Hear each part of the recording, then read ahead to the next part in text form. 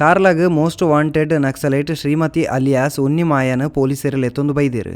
2019 December 19 ತಾರೀಕು ದಾನಿ police ಮಾಹಿತಿದಾರೆ Malekudiya ಜನಾಂಗದ ಸದಾಶಿವಗೌಡ ಅರ್ನ ಅಪಹರಣ ಬೊಕ್ಕ ಹತ್ಯೆ ಪ್ರಕರಣ ಸಂಬಂಧಿಸಾದ ಸ್ಥಳ ಮಹಾಜರು ಮಲ್ಪೆರೆಗೆ ಶ್ರೀಮತಿನ ಕಾರ್ಲಾಗ್ ಎತ್ತೊಂದು ಬೈದಿರು.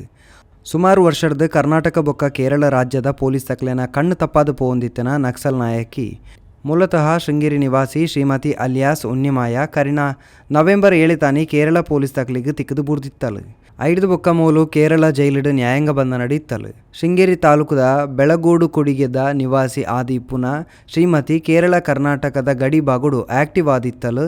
ಸದಾಶಿವಗೌಡ ಹತ್ಯೆ ಪ್ರಕರಣ ಕಾರ್ಕಳ ವ್ಯಾಪ್ತಿದ ಕಬ್ಬಿನಾಲೆಗೆ ಬಾಡಿ ವಾರೆಂಟ್ದ ಮಿತ್ ಶ್ರೀಮತಿನ ಲೆತೊಂದು ಬತ್ತಿನ ಪೊಲೀಸರು ಸ್ಥಳ ಮಹಾಜರು ಮಲ್ತುದಿರು.